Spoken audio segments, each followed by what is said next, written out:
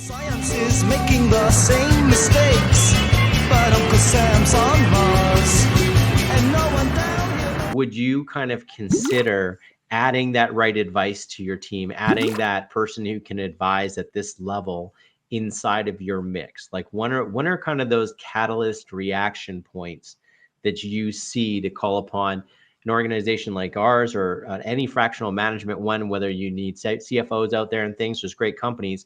When are you looking for that outside advice?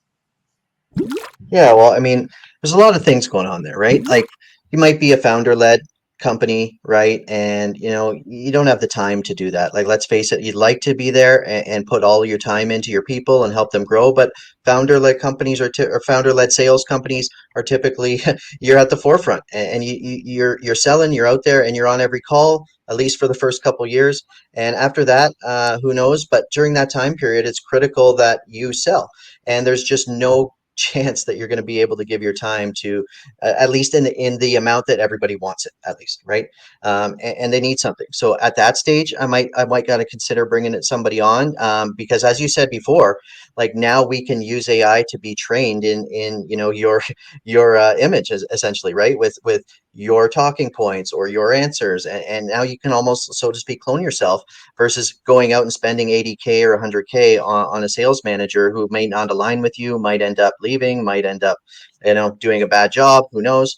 But there's just all these variables there, right? And why would you not take the safe path when you know, like, this is proven, it's data driven, and there's going to be no possibility of it leaving you. As long as you got your credit card plugged in, you're going to be okay, right?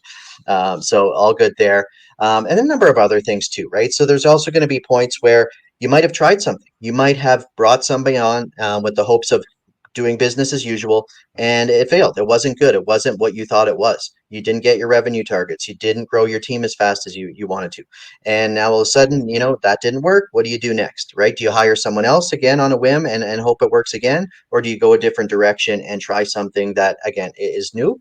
But it's tried, tested, and true as far as I'm concerned at the early stages, because we know that it can give good coaching. We know that it can analyze calls, do pretty much everything a sales manager can do.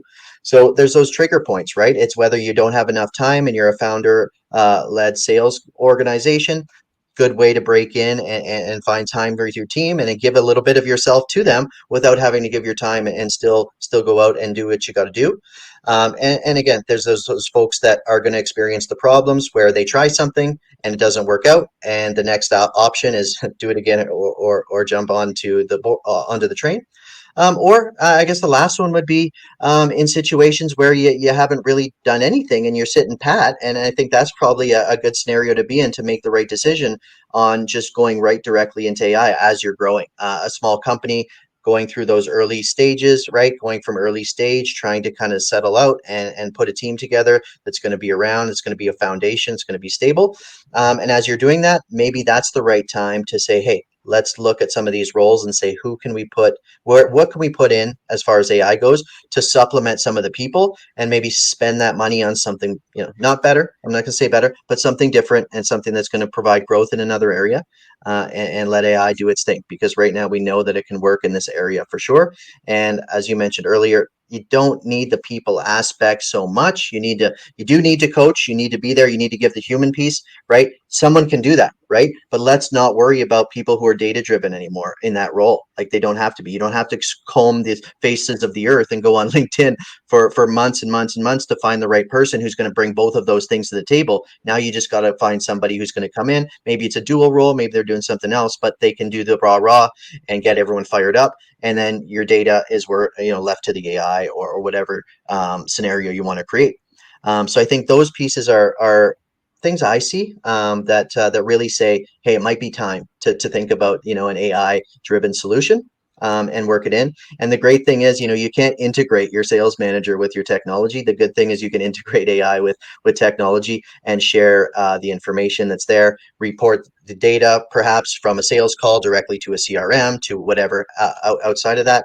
So now you have just something that's just built to scale and built to be a beast versus, again, running amok and wasting time and energy. So yeah, good times.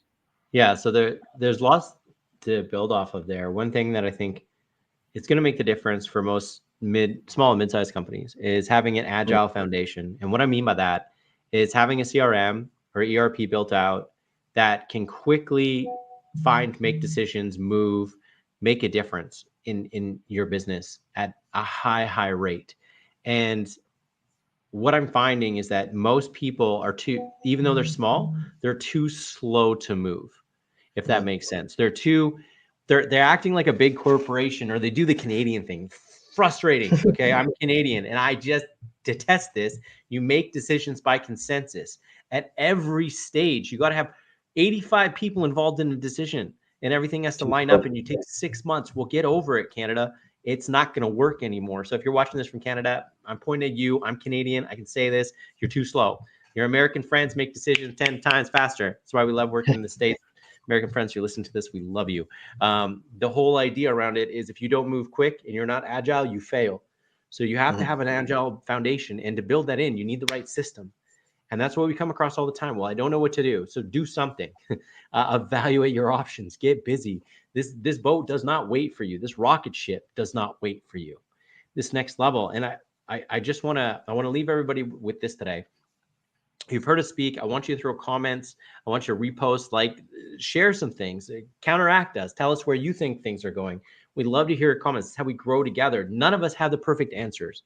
All we can do is go off theory of the smartest people that we get to listen to and know and share ideas with. And this community of growth and development that we're trying to build at Set to Close to be able to correlate and grow small and mid-sized business across the world is this is the reason we want people to have that choice instead of just slaving away for the big corporate thing that you have to do all your life. Because we've seen that. We've seen where this heads, right? Where corporatocracies get built out. Japan, South Korea. These are two places. If you guys ask how those economies work, they're very much like that. And so we want to keep small business, medium business alive in North America. That's a big premise to us. So share your thoughts. Let us know how you're going to stay competitive, why you're going to stay competitive that way. If you're as passionate about growing North American manufacturing and distribution as we are, jump in this. Tell us how you like the Inflation Reduction Act. It's going to be great for manufacturing. So we're really excited about that. You may not like policies and things, but it's an investment that the dollars are going to come in, right? We've been kind of beat up by China for a generation because they were investing trillions of dollars. Well, we were investing nothing. I say we, like I'm part of the United States or something, but if the United States wasn't investing anything in manufacturing. And just to give you guys hope, there's been more investment in manufacturing in the United States in the last 18 months than there was in the previous 30 years. And so if that doesn't get you guys exciting, I don't know what is. America has the brightest future of any country in the world right now. So get off the bench, get into AI, get competitive, be part of this beautiful capitalist experience that we get to build between our companies. And if you guys need help with your company, you can reach out to us. We're happy to help. If not, we'll point you in the direction of someone who can help you. I'm Jordan Rouse. It's been awesome to spend time with you. This is Julio, and we're signing off. We'll be back in a couple of weeks. What's the next topic, Julio? Do you have it on top of mind? Or we'll feed him that later. Yep, we'll feed him that later. We'll use AI to let us know what's trending. I think we'll go with that. Yeah, so will be some cyborg generated content coming out later. Guys, this is all real. We look forward to it, and we'll talk about your questions on the next one. Talk soon. Thanks for watching, and keep removing those revenue roadblocks. If you want more videos like this, follow our channel for fresh, new content every day. Check out our RevOps playlist, or how about this video chosen just for you? See you next time.